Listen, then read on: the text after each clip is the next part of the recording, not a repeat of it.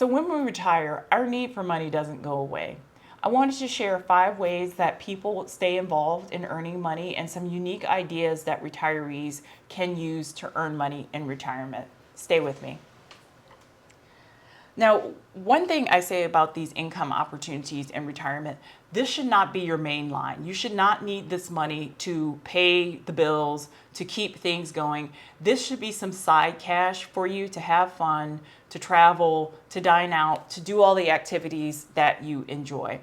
If you're using these activities as your main line of income for the most part, it's going to be problematic. So these are basically side hustles that you can do to earn some extra income for fun, but it shouldn't be your main line of support in retirement.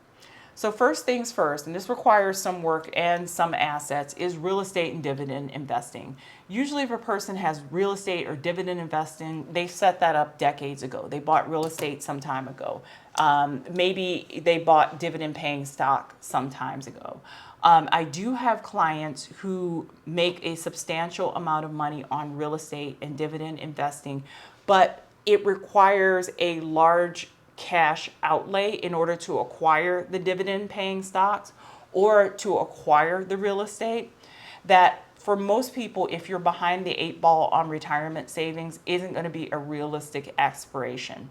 But if you have decades until you retire and you are interested in real estate or you are interested in stocks, it's probably something that you should look towards with an eye towards how this can help you potentially in retirement. Personally, I don't believe real estate is passive, and there's a whole other video on why I believe real estate isn't passive. But I have clients who own substantial real estate portfolios, and they absolutely love it. They think it's the best thing since sliced bread. So if it's something potentially that you are interested in, you have to have the money and the resources to invest, usually decades before retirement. And you also have to be willing to put in some work to manage real estate when you retire. So the second income opportunity for retirement is an encore career with passion. Now, we all work an 8 to 5 or a 9 to 5, and we do it often because we have to. We have bills to pay, we have debts, we're saving for our own retirement. When you enter into a passion career, money should be secondary or tertiary to exercising your passion in the world. This is a job where you can earn $15 to $20 an hour, and it's totally okay because your bills are paid through other means. You have a pension, you have Social Security, you have a 401k or IRA that's putting out money.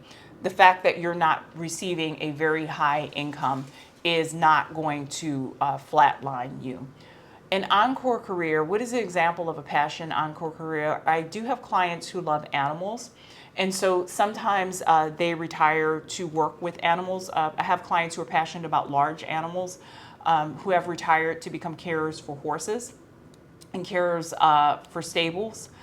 I have clients who prefer smaller animals like dogs and cats, and they either begin volunteering at an animal shelter or they have become professional carers for animals, groomers, walkers, pet sitters, things like that. It doesn't pay fantastically well, but it allows them the flexibility and the enjoyment and gives them an opportunity to exercise their passion in their retirement. Another great example of an encore career, I had a client who worked as a corporate lawyer for many years, and when she retired, she began working in forest ranger services. And I thought it was a very interesting and unique idea, but it was something she always wanted to do but didn't do because when it was younger, it just didn't pay very well, and she was steered towards doing law.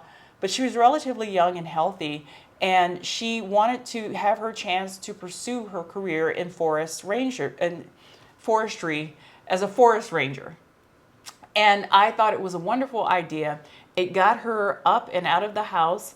She got to share her knowledge of the forest with the next generation through giving tours. It didn't pay fantastically well, but she was at a stage in life where money didn't matter. It was about going back and kind of fixing a part of her life or taking a pathway that she didn't have an opportunity to take in her 20s because she needed the money and had to pursue a career in corporate law. So those are two examples of Encore careers that are done for passion, not for money. Remember, if you're doing an Encore career because you need the money, that's a different assessment. And we really have to look at that Encore career with a very sharp eye in terms of how much you're going to make, what the benefits are, what the working conditions are, et cetera, because that's your bread and butter and you need that money to make ends meet. But when you don't need the money, you don't have to necessarily figure all of that out. The money is secondary. You just need to know, will I enjoy doing this, and when and where do I start? So it's just a different equation with an Encore career. The next one, this is a very interesting one, YouTube social media. So there are a lot of seniors who are on YouTube and social media, and they are sharing their experiences as retirees. And a lot of their content is absolutely wonderful. These are people who are like in the trenches, so to speak, who are actually retired or soon to be retired. And they're telling you what their life is about. They're telling you what their budget is like. They're telling you what their lifestyle is, so that people who are retiring or soon to be retired can understand what expectations to have once they enter the phase of retirement. So YouTube and social media does take a fair amount of time and energy. I can attest to that myself. But people who have a skill that they want to share with the world, you can find a ready-made audience on social media or YouTube that is looking for the information and knowledge that you have and will pay for the information and knowledge that you have. So once again, YouTube and social media does require a fair bit of work, and it does require some technological savvy.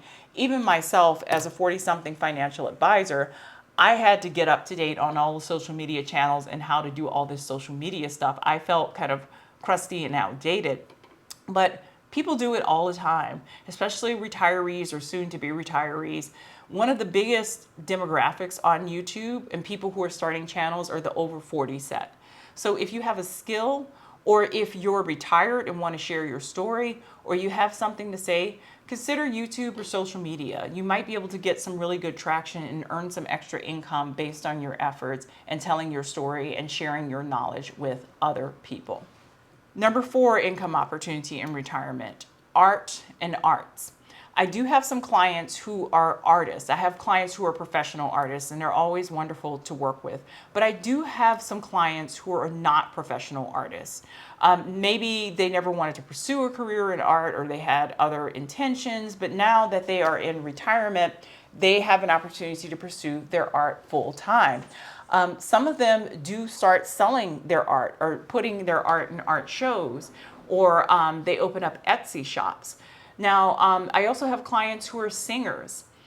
Some people are professional singers, but I also have clients who sing really well, but couldn't do it earlier in their lives due to family and career obligations. And now they're just singing at events or at bars on weekends to earn extra cash and tips. So this is an income opportunity for people with some sort of talent. If you have art talent, if you are a singer, if you are a writer, maybe it's time to monetize those opportunities to bring in some extra cash and income in retirement. It's really challenging to become an artist that actually sells their art. There is a whole industry behind that, and it can be quite challenging to tap into. But if you're looking just to make a few $1,000s a year as a sideline opportunity, that could be within your purview.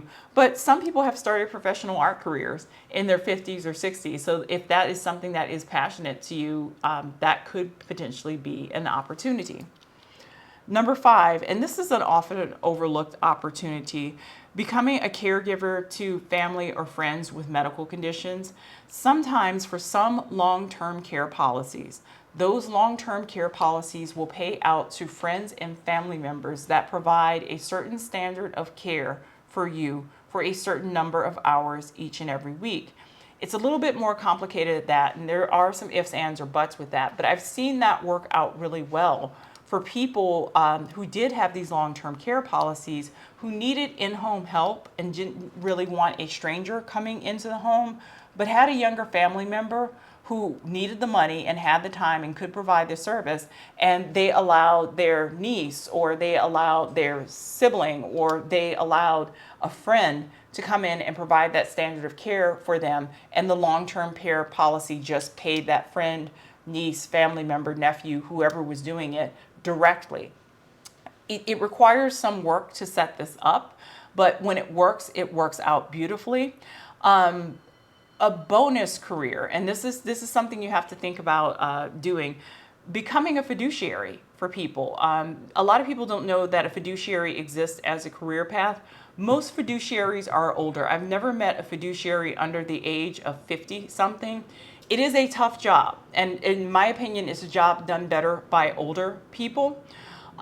If you want something that you can really sink your teeth into, the money potentially could be very good, but it is a very, very hard job. Becoming a professional fiduciary as an Encore career could be an opportunity for you. So there you have it. Some opportunities to bring in some extra income in retirement. If you found this information useful, please like, please share, and please subscribe.